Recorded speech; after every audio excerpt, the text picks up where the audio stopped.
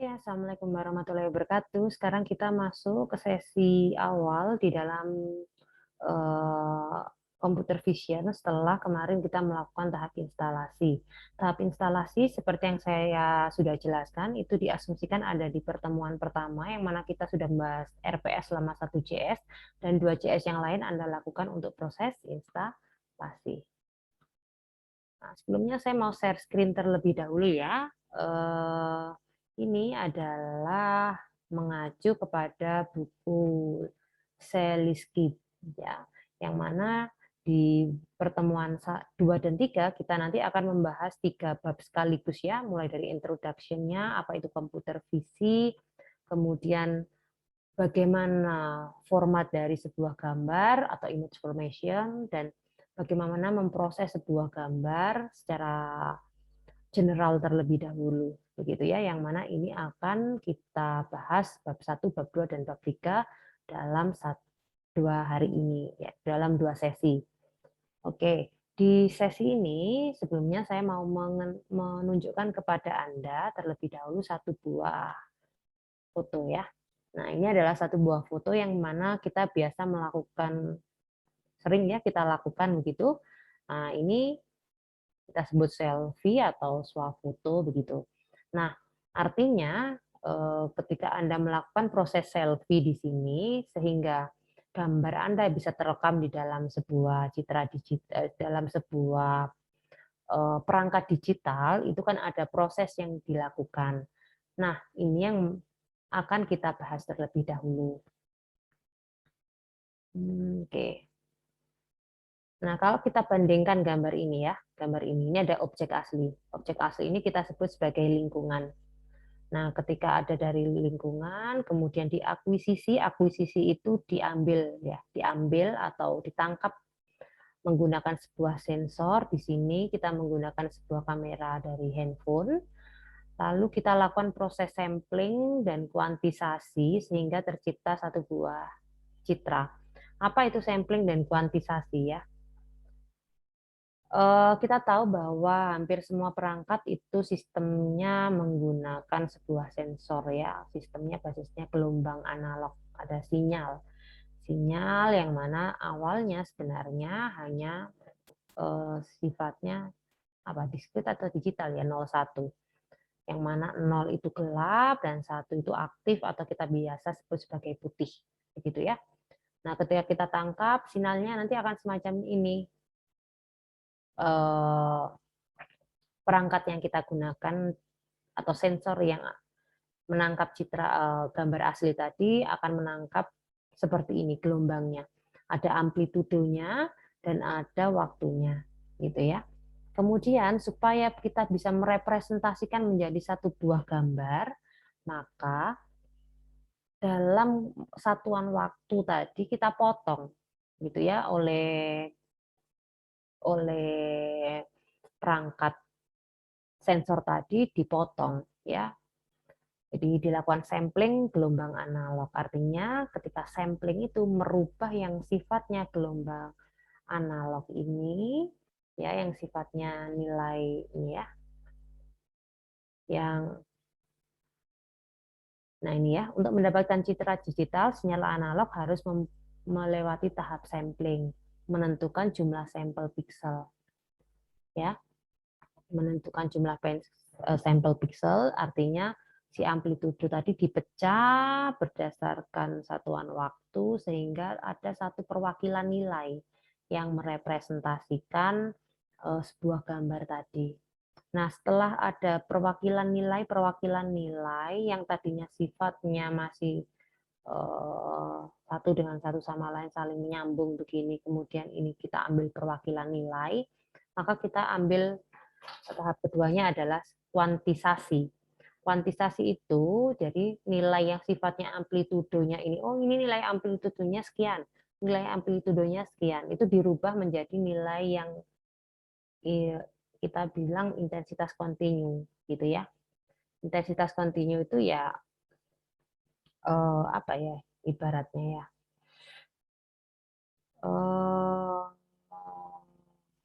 satu buah nilai begitulah gampangannya.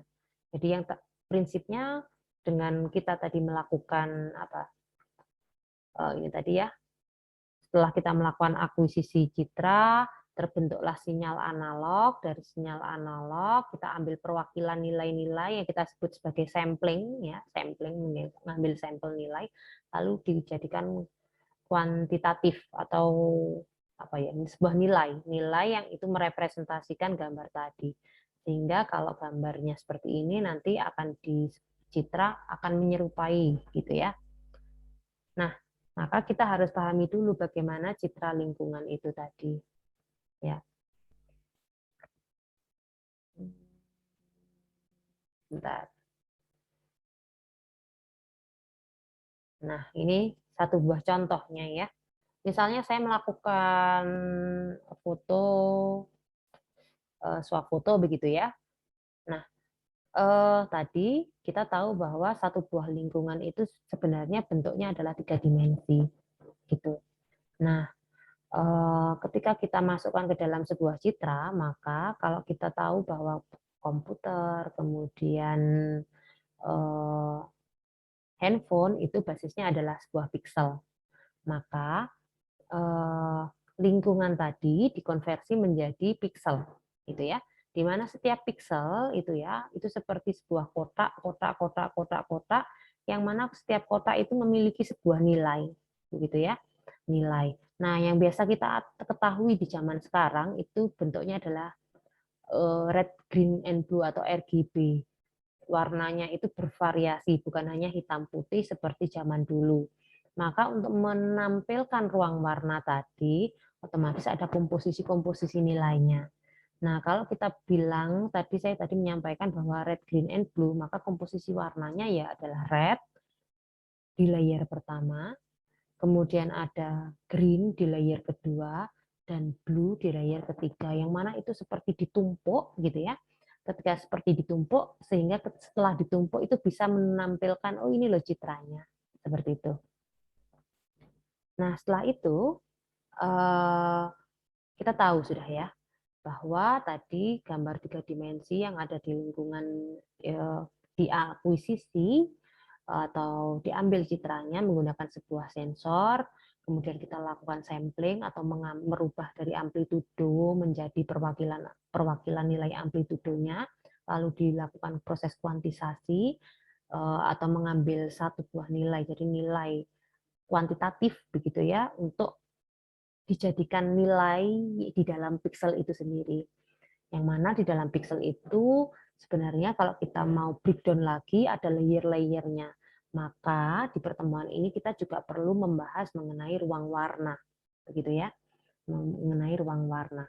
Ini sama seperti dengan yang ada di praktikum kedua kita, yang mana kita juga akan membahas mengenai ruang warna. Di sini sudah ada berbagai ruang warna yang akan kita bahas. Ruang warna yang pertama yang sudah saya jelaskan tadi ya, itu adalah warna RGB. Kita putar dulu ya, warna yang paling dasar dulu lah. Warna paling dasar itu citra biner atau citra yang nilainya hanya ada 2 nilai, 1 dan 0 gitu ya. 1 dan 0. 1 itu menunjukkan warna putih dan 0 untuk menunjukkan warna gelap. Ini. Jadi nanti dalamnya itu hanya ada 01 dan isinya hanya satu layer saja. Nah, ruang warna yang kedua adalah keabuan, begitu ya. Karena warnanya abu-abu, ada yang agak putih, ada yang agak hitam, maka kita perlu menampilkan atau merepresentasikan warna tadi cenderung ke hitam atau cenderung ke putih atau sebenarnya setengah-setengah atau ini abu-abu itu dengan rentang nilai. Kalau tadi hanya 01, ini kita buat rentang nilai dari 0 sampai 255.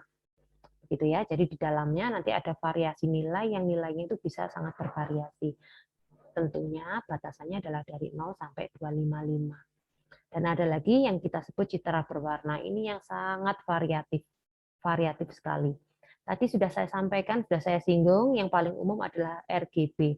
Ada 3 layer, merah, hijau, dan biru. Maka kalau kita melihat ini ya, nanti ketika nanti kita ada praktikum, nanti akan terlihat bahwa oh di layer pertama ini adalah merah, layer kedua adalah hijau, layer ketiga adalah biru.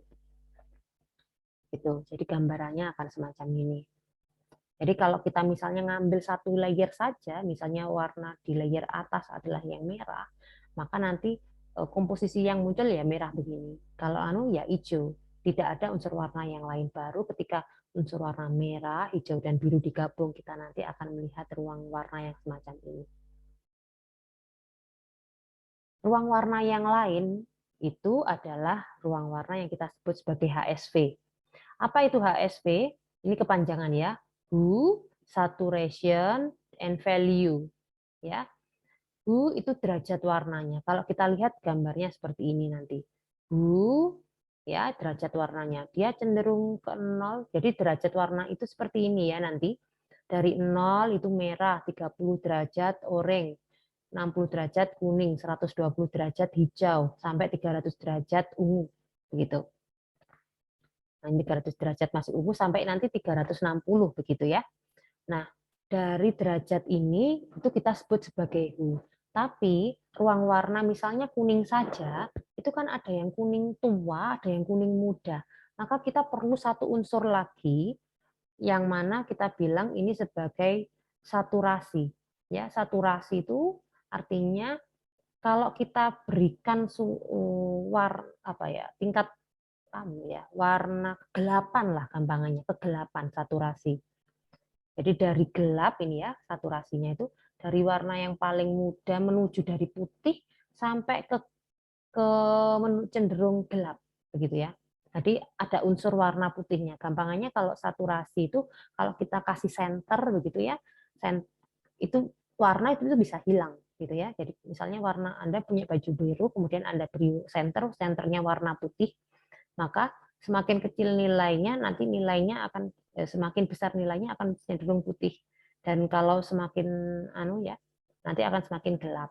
Sementara value itu kegelapannya ya, atau nilai warnanya tadi, tingkat kemudaan lah di sini istilahnya, tingkat kemudaannya. Ini kalau HSV. Ada lagi yang mirip yang kita sebut sebagai HSL gitu. Nah, apa itu kalau HSL? H tetap sama, ada hue atau derajat warnanya. Jadi warna tadi dibuat derajat. Jadi seperti lingkaran kayak kayak kue pie, kemudian ini derajat sekian untuk warna ini, derajat sekian untuk warna ini, derajat sekian untuk warna ini. Masih sama ada saturasinya juga kalau kita beri center gitu ya. Hanya saja ini buat secara ekstrim. Jadi kalau tadi nilai value artinya ketika dikasih center begitu, yang hilang cuma tengahnya saja. Kalau ini seperti dari atas diberikan center sehingga unsur warnanya tadi hilang. Jadi paling atas ini seperti putih, gitu ya. Ini bisa dipahami ya. Kalau ini tadi yang satu value nilai aslinya, kalau ini adalah seberapa besar pencahayaannya. Ini dibuat mengingat ya, ketika kita melakukan foto, begitu ya, mungkin saja fotonya bisa terlihat gelap, bisa saja fotonya terlihat sangat cerah sekali. Nah, gelap atau cerah dengan objek yang sama itu sangat dipengaruhi oleh cahaya. Sehingga kalau Anda misalnya mau punya penelitian-penelitian yang terkait dengan misalnya mendeteksi tingkat cahaya yang ada unsur-unsur cahayanya, HSL ini mungkin cocok untuk dipakai. Gitu. Rumusnya tidak saya bahas, ini ya di tugas Anda nanti. Nah, tugasnya apa nanti Anda akan tahu di akhir pembahasan.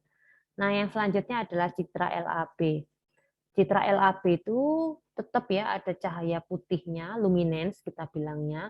Kemudian ada ruang warna merah atau hijau. Artinya kalau merah itu tidak mungkin akan terbentuk bebarengan dengan hijau, sehingga kalau ini dibentuk ya merah akan hijau itu seperti sesuatu yang bertolak belakang, dan biru dan kuning gitu.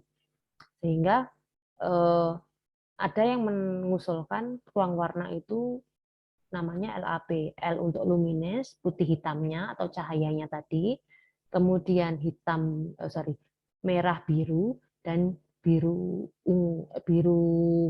kuning gitu ya. Itu kalau LAB rumusnya Ini bisa dilihat di sini. Nah, itu tadi untuk ruang warna, ya. Berarti bagaimana praktikumnya? Sekarang kita buka praktikumnya satu-satu ya. Saya stop dulu materinya, lalu kita lakukan praktikum dulu. Nah, ini nanti ya, di dalam modul akan saya sediakan di Google Classroom atau mungkin di YouTube akan saya siapkan satu buah file untuk kita gunakan secara serentak gitu ya, namanya stabilo.jpg. Ini boleh Anda letakkan dimanapun begitu. Kalau kemarin kita praktikum diletakkan di satu folder dengan folder Python-nya, sekarang kita coba tidak diletakkan di folder yang sama. Maka kita perlu memperhatikan penamaan dari folder itu sendiri, jangan sampai ada namanya yang spasi gitu. Kemudian jangan lupa ya melakukan setting. Nah, setting ini ya. Di sini misalnya di proyek interpreter itu pastikan sudah mengarah dengan Python yang sudah lengkap kemarin dengan package mulai dari Pilo dan kawan-kawannya itu ya, plus dengan komputer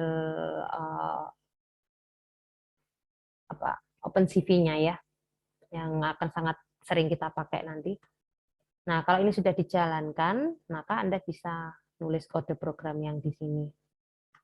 Nah, ini pengujian saya yang pertama ya. Ini masih coba-coba kemarin ya.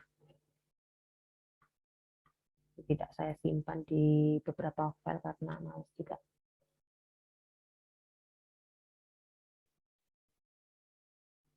Nah, ini di praktikum yang pertama, kalau bisa Anda lihat ini ada sebuah nilai yang berjalan. Ini ketika kita kerjakan, fungsinya adalah untuk menguji coba bagaimana Anda mengakses sebuah gambar yang satuannya adalah red, green, and blue atau RGB. Maka nanti Anda bisa perhatikan nilai di sini, berapa nilainya. Kalau kita bandingkan ya, tadi ada gambar, sorry. Kita lihat aja lewat gambar yang ada di modul sini ya. Nah, ini kan paling bawah warnanya putih. Putih itu tadi berapa nilainya? 255 untuk red, green juga 255, dan blue 255. Berarti nilai yang terakhir muncul harusnya adalah 25, 25, 255. Gitu ya. Jadi ini dilakukan iterasi. Artinya ini satu posisi XY-nya, ya kita bilangnya di sini IJ, itu terdiri dari 3 unsur nilai tadi, red, green, and blue. Itu. Nah, tugas Anda di sini setelah Anda dipraktekkan, Anda analisis ya. Jangan lupa dilakukan analisis. Per baris itu fungsinya buat apa, pil ini buat apa, impor ini buat apa, ini file name apa, IM apa, sampai dengan baris ke-12. Nah, di baris kedua, ini nanti Anda tuliskan ya. Jadi nanti ketika Anda membuat satu buah laporan, mungkin lebih mudahnya jika Anda membuat narasi boleh. Atau kalau Anda merasa nyaman dikerjakan sekaligus di dalam laporan sini juga boleh dengan cara membuat komentar gitu ya. Membuat komentar. Kemudian di bagian kedua sini kita belajar mengkonversi nilai RGB ya dari menjadi ruang warna yang lain. Tadi sudah dibahas. Ada ruang warna keabuan, ada ruang warna LAB, ada ruang warna HSV. Nah, Anda bisa searching. Ini nanti ya, setelah Anda ketik di praktikum kedua. Ini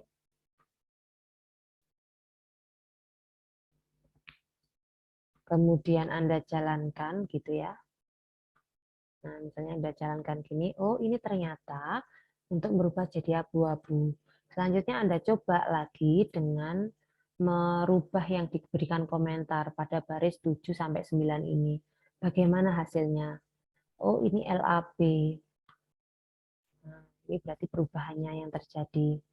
Nah, ini adalah HSV. gitu ya. Nah, di tugas Anda minggu depan ya, ini sudah mulai saya tunjukkan penugasannya. Kita tadi kan sudah bahas mengenai ruang warna ya.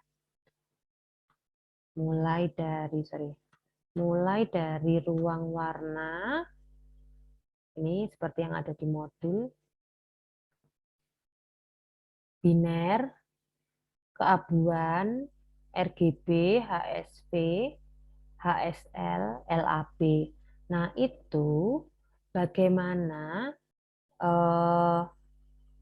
perhitungannya. Jadi nanti minggu depan Anda tidak praktikum, tapi membuat perhitungan. Jadi misalnya Anda punya sebuah gambar yang Anda simulasikan. Pakailah Excel misalnya. Nah, dibuat simulasi begini, seperti ini gitu ya. Kemudian misalnya dibuat aja, misalnya 10, 100, 10, 10, 10, 10, 100, 100, 100. Ini misalnya kalau ruang warnanya untuk R saja, gitu ya. Untuk R saja, sorry, saya buat R saja. Kalau G-nya nanti berapa, misalnya ya, green-nya berapa, blue-nya nanti berapa.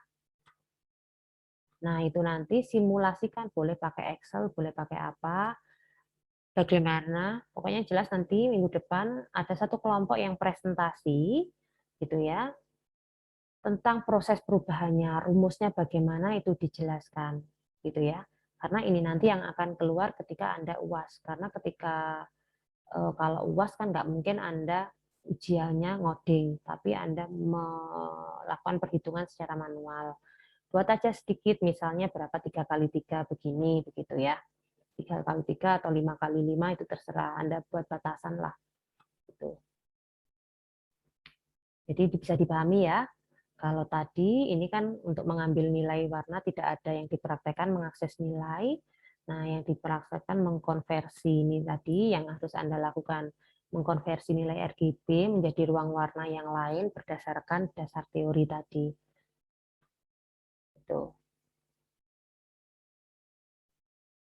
Jika memungkinkan, kelompok yang nanti ditunjuk juga menunjukkan bagaimana jika konversinya dibentuk dalam, bukan ini kan sesuatu function yang tinggal dipanggil. Kalau kita mau develop sendiri bagaimana, nah itu silahkan dipersiapkan. Nah, di bagian yang ketiga, kita nanti praktek merubah warna ya. Maka dari itu Anda perlu saya berikan dasar teori terkait dengan proses transformasi. Transformasi ini sudah saya berikan catatan di dasar teori, Anda buka ke halaman 123. 123. Bukan ini ya, 123. Nah, terkait dengan ini biasanya mulai dari ini. Point operation. Jadi kalau di dasar teori sebenarnya sudah saya berikan gambaran. Gitu ya. Oh, sorry, ini salah lagi. Bahwasanya untuk merubah gambar itu caranya ada banyak sekali, gitu ya. Cara yang pertama kita sebut sebagai operasi titik. Artinya operasi titik itu memanipulasi gambarnya itu based on pixel. Jadi titik-titik pixel tadi dikonversi sesuai dengan cara yang nanti akan kita bahas. Cara yang pertama kita bilangnya adalah intensity adjustment atau melakukan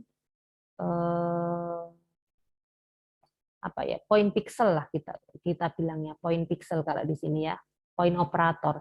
Jadi merubah titik-titik pixel tadi dengan melakukan penambahan ya, kita bisa sebutnya juga salah satu caranya pixel transform dengan melakukan penambahan terhadap nilai yang ada dalam pixel tadi dengan satu nilai tertentu lah. Bisa ditambah juga bisa dikurang. Kalau ditambah artinya nilainya semakin tinggi, ya. Kalau tinggi seperti yang dicontoh gambar ini tadi ya. Oh, ini tadi sudah hilang ya warnanya. Kalau semakin tinggi 255 tadi adalah putih, 0 hitam, 1 adalah putih. Berarti kalau ditambah dia akan menjadi semakin terang. Kalau dikurangi, jadi kalau plusnya ini dikurangi, dia akan menjadi semakin gelap. Karena itu nilai B ini lebih condong nih, di sini ada brightness. Jadi operasi pixel atau transformasi pixel gitu ya. Ini mungkin akan saya dibuat saja sama dengan yang di pembahasan. Nah, ini transformasi pixel, formasi pixel. Ini lebih cenderung merubah nilai untuk mendapatkan keterangan, untuk mendapatkan atau untuk mempengaruhi brightness-nya. Ya. Jadi transformasi pixel, saya ulangi lagi, digunakan untuk mempengaruhi brightness, ya, brightness, tingkat pencahayaannya, jadi keterangannya.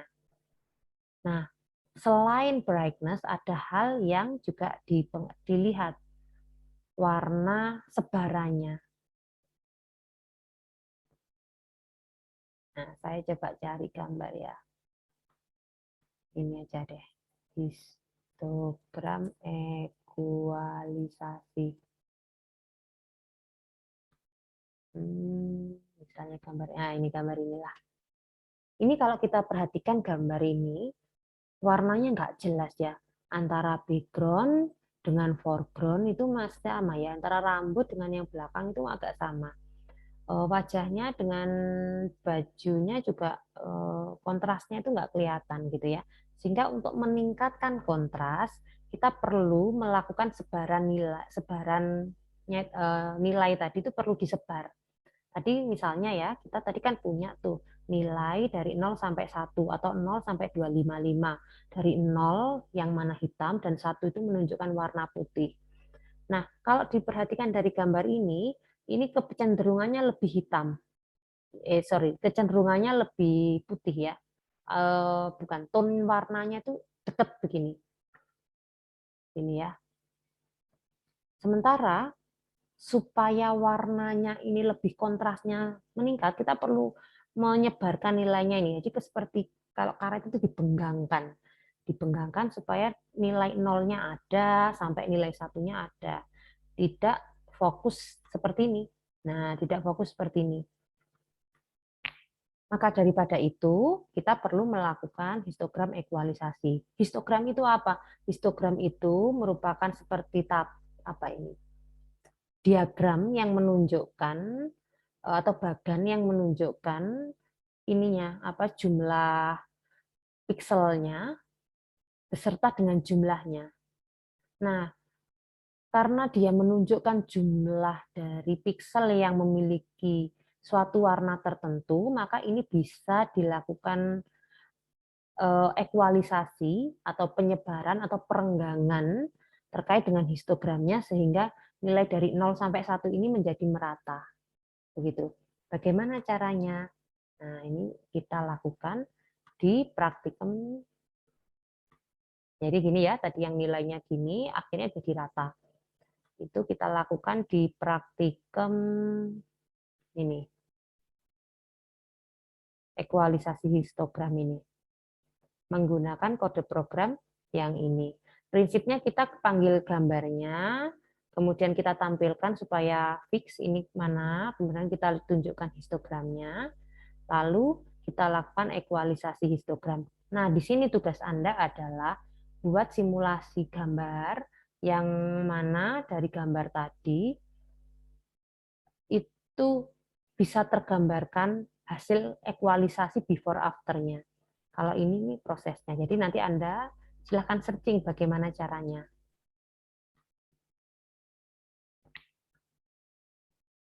Di praktikum ketiga ini, ya, yang saya tunjukkan ke sini, yang ketiga itu bukan ekualisasi histogram ya. Yang ini itu yang transformasi pixel praktikum ketiga itu. Ya, di praktikum 3 kita bicara mengenai ini dulu, pixel transformation ya, di mana kita mencoba menambahkan dengan nilai tertentu, ditambahkan dengan brightness tertentu, ini contohnya ditambah 50. Nah, stabilo, nah ini kalau kita Anda bandingkan dengan yang praktek kedua tadi. Nah, kalau ini kita lakukan, ini ya, kita bandingkan. Ini kan warnanya biasa. Nah, sekarang kalau kita tambahkan dengan 50, nah ini boleh Anda ganti-ganti. Maka nilainya akan berubah juga. Seperti di praktikum yang sudah saya tunjukkan tadi. Artinya,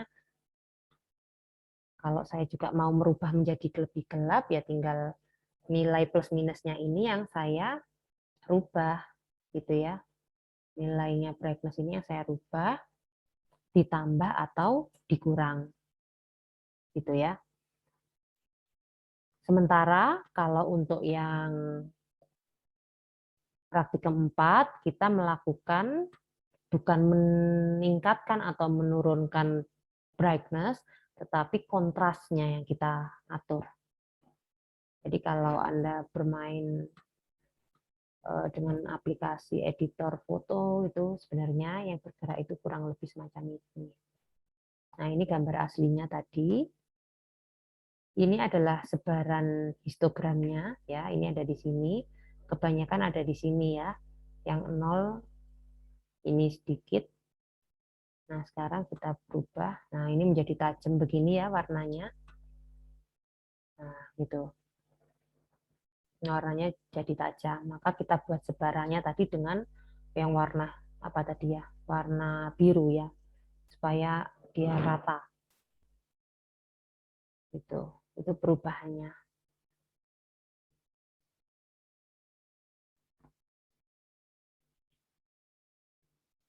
Oke, itu tadi kalau untuk yang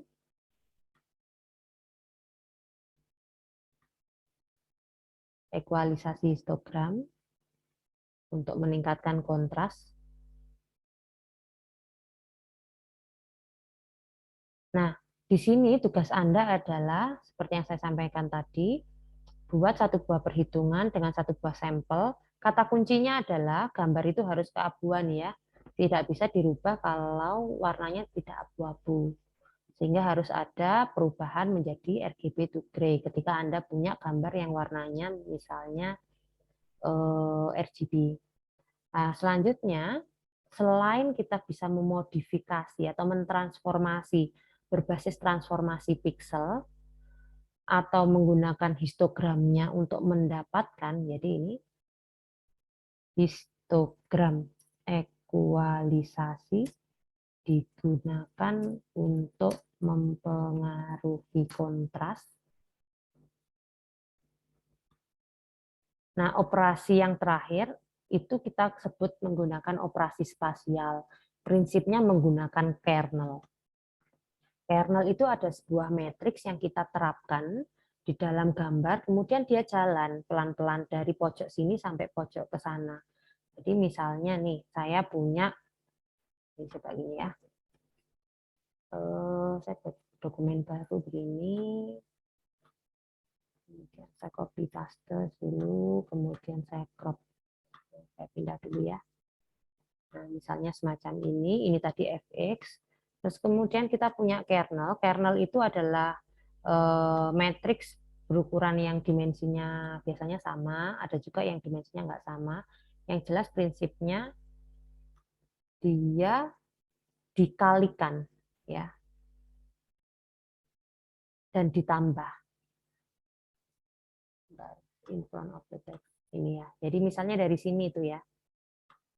Nah, kita punya nilai di pojok sini tadi nilainya 45, sorry.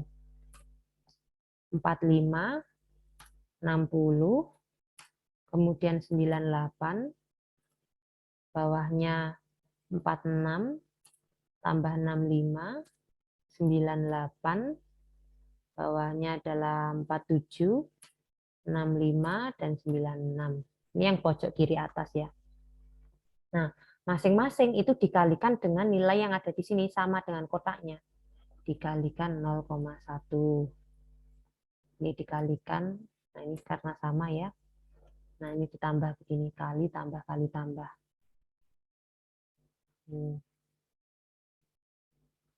Seperti ini. Oh, gini. Nih, kali terus ditambah begini, terus tambah begini. Nah, ininya saya geser ya. Yang ini bagian bawah, saya naikkan gini kali. Kebetulan nilainya semuanya sama 0,1. Oh enggak, yang tengah di sini 2.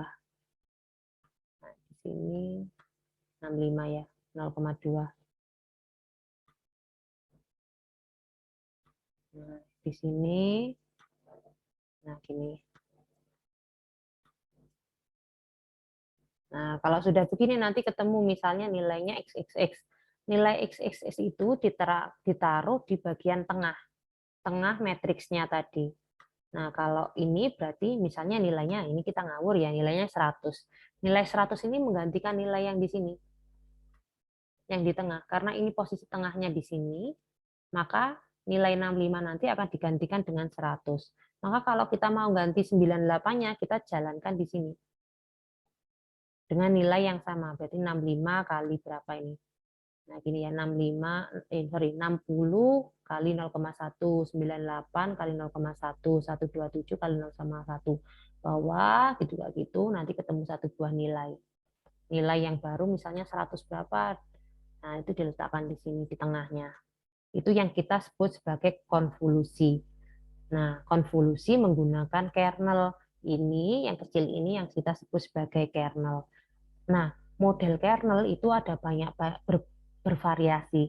Beda kernelnya atau beda jenisnya atau beda filternya, itu pengaruhnya terhadap gambar juga akan beda. Nah, kita nanti akan kenal dengan 3 poin utama yang kita sebut sebagai low pass filter, median filter, yang terakhir high pass filter, gitu ya. Nah, kalau low pass, low itu kan berarti rendah. Berarti yang rendah-rendah dihilangkan, nilai yang tinggi diambil. Berarti kita itu sama seperti mengambil gambar yang besar-besar nilainya. Nah, gambar-gambar yang lebih besar itu artinya gambar yang utama. Kalau gambarnya utama, berarti garis-garisnya itu lebih jelas. Atau kita sama dengan ngeblur lah gampangannya. Ini ya, kata kuncinya membuatnya menjadi lebih blur. Atau kalau Anda mengedit foto, kemudian background-nya kadang ada ya yang diedit lebih ngeblur. Artinya ketika background itu dibuat lebih ngeblur, Anda menerapkan low pass filter. Ciri-cirinya low pass filter itu di dalam matriks tersebut, itu nilainya kalau dijumlah semuanya sama dengan 1 dan nilainya semuanya positif. Itu kalau low pass filter. Ada juga yang lawannya adalah high pass filter. Saya bahas dulu yang high pass filter. Berarti ini lawannya, mengambil komponen yang melewatkan yang tinggi, kemudian meredam komponen yang rendah, sehingga gambar yang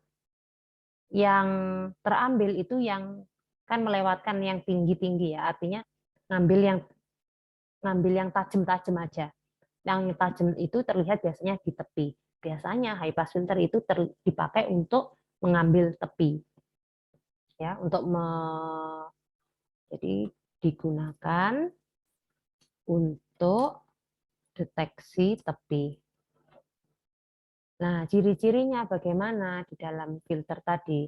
Kalau dijumlah sama dengan 0 ataupun sama dengan 1, tetapi nilai di dalamnya itu bisa positif, bisa negatif. Ini ya. Koefisiennya boleh positif, negatif, atau 0, kemudian jumlahnya itu sama dengan 0 atau 1. Ya, kalau dijumlah semua. Jadi misalnya ini ya, min 1, min 1, min 1, min 1, kalau dijumlah dengan yang tengah gitu jadi sama dengan 0. Gitu. Jadi bisa dijumlah sama dengan 0 ataupun 1. Itu kalau yang high pass filter. Nah, bagaimana menerapkannya? Nanti akan semacam ini. Jadi Anda buat dulu konvolusi kernelnya, kemudian Anda terapkan. Gitu ya. Di sini dicontohkan yang pertama yang diterapkan adalah Sobel di gambar. Nanti yang di sini Anda coba, gimana kalau menggunakan outline, gimana kalau menggunakan emboss, gimana kalau filternya menggunakan Laplacian, gimana kalau fungsinya menggunakan sharpen dan konvolusi kernel. Dari situ nanti Anda bisa mengelompokkan dia termasuk high pass filter atau low pass filter, gitu ya. Jadi yang dibahas nanti di dalam laporan sekarang ini, yang Anda kumpulkan adalah ini. Kalau yang ini nama Sobel ini dia masuk high pass atau low pass. Outline berdasarkan hasilnya nanti high pass atau low pass. Nah, yang minggu depan kelompok yang akan membahas, Anda bahas bagaimana contoh filter yang low pass, perhitungannya bagaimana, hasilnya bagaimana. Begitu juga dengan ketika yang low pass, high pass, ataupun medium. Gitu ya, bisa dipahami. Jadi saya ulangi lagi. Oh ya, saya praktekkan dulu sebelum saya ulangi tugasnya.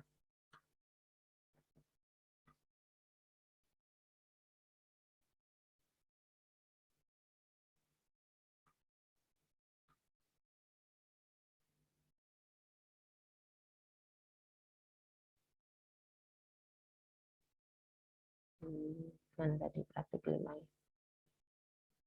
Bentar.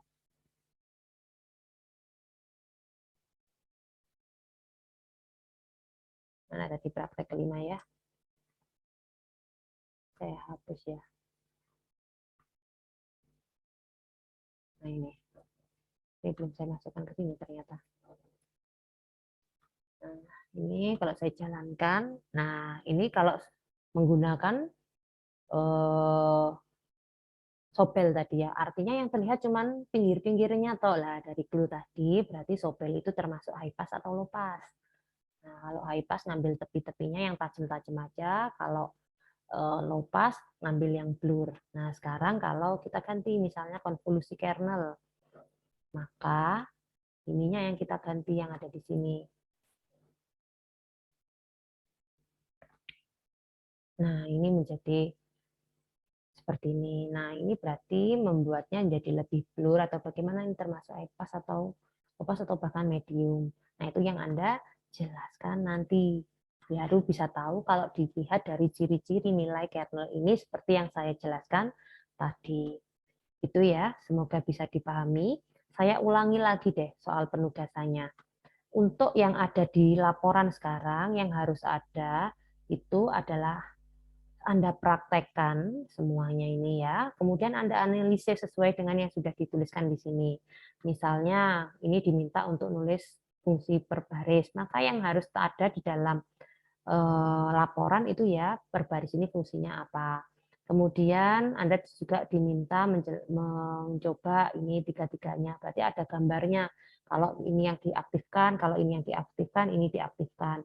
Baru Anda simpulkan fungsinya, ini buat apa, yang baris ini buat apa, baris ini buat apa. Nah, kalau sudah, kemudian bagaimana kalau intensity adjustment atau pixel transformasi. Jadi kalau ditambah atau dikurang itu gimana prosesnya? Bagian mana sebenarnya dari sini yang sebenarnya pixel transformation? Atau yang percobaan keempat ini ya, ekualisasi histogram. Ini bagian mana yang menunjukkan ekualisasi histogram dari sepanjang ini? Sebenarnya kan cuma satu baris, dua baris saja, tapi ini kok panjang ini bagaimana? Berarti kan Anda harus menganalisis per baris ini dipakai buat apa. Kemudian ini konvolusi, di bagian konvolusi, ini kita menerapkan kernel ya, berarti Anda harus tahu kernel ini yang ada di modul-modul ini, ada 5 bagian ini, termasuk termasuk filter yang mana high pass, low pass, atau medium berdasarkan ciri-ciri yang sudah dibahas tadi. Nanti kalau sudah, silakan laporannya diupload ke dalam Google Classroom. Nah, untuk minggu depan ada satu kelompok yang mana nanti bertugas untuk menjelaskan perhitungannya secara manual. Begitu ya, dijelaskan perhitungannya secara manual. Mungkin bisa disiapkan filenya, nanti bisa dibuat simulasi, ditanyakan ke temannya, dijelaskan dulu, kemudian Anda siapkan studi kasus yang lebih sederhana, kemudian nanti kelompok tersebut menanyakan kepada teman yang lain, gitu ya. Jadi yang jelas nanti Google Classroom ya. Google Classroom.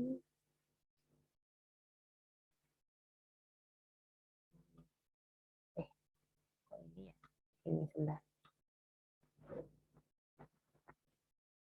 Ini kita ada di kuliah Computer Vision. Nah, yang di Classroom ini, jangan lupa kelompok pertama dan kelompok yang lain mengupload laporan praktikum 1. Lalu untuk kelompok pertama, ya, Anda buatlah satu buah dokumen file yang digunakan untuk menjelaskan nanti ketika minggu depan, gitu ya. Due date-nya adalah sampai jam 12 siang minggu depan. Dari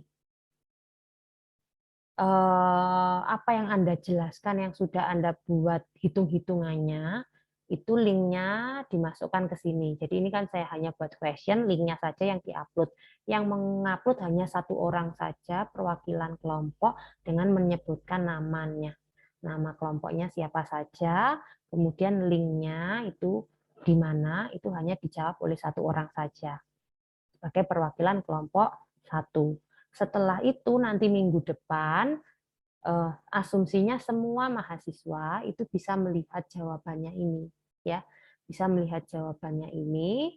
Maka teman yang lain ketika Anda menjelaskan boleh nanti misalnya ini Anda jelaskan, baru nanti misalnya supaya aktif gitu ya, nanti saya potong orang lain yang menjelaskan juga nggak masalah, gitu ya. Jadi semua sudah siap.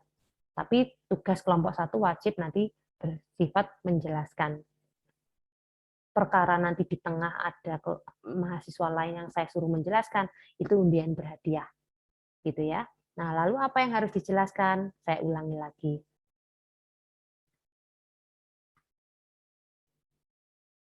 Jadi jelaskan sesuai dengan, oh ini bukan ini ya,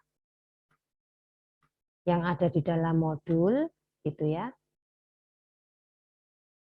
Tadi bagaimana merubah perhitungannya ya, perhitungan merubah dari ruang warna RGB menjadi misalnya biner, menjadi keabuan, menjadi HSP, menjadi HSL, menjadi LAP, gitu ya. Kemudian mentransformasinya menggunakan transformasi pixel yang ditambah atau dikurangi dengan satu buah nilai tertentu. Kemudian ini ada satu nilai yang Anda terapkan begitu ya. Kemudian histogram ekualisasi bagaimana? Di sini tidak ada rumusnya, berarti Anda harus cari rumusnya dari referensi yang lain. Kemudian operasi spasial. Maka kalau operasi spasial gambarnya nggak mungkin 3x3 ya. Anda mungkin perlu terapkan misalnya gambarnya buat 5x5 begitu. Dibuat saja ini warnanya yang sudah ditransformasi dari warna keabuan. Jadi warnanya pertama RGB, dirubah menjadi HSL, HSP, LAP, kemudian biner, ruang warna keabuan. Nah, yang dikomputasi untuk filter ini, untuk filter-filter ini nanti yang warnanya keabuan saja yang sudah dikonversi. Jadi satu kesenambungan. Kalau sudah dirubah menjadi yang low pass filter bagaimana, yang high pass filter bagaimana. Ciri-cirinya tadi sudah dijelaskan di sini, di modul ada semua. Nah, itu saja dulu. Jadi Anda targetnya bisa melakukan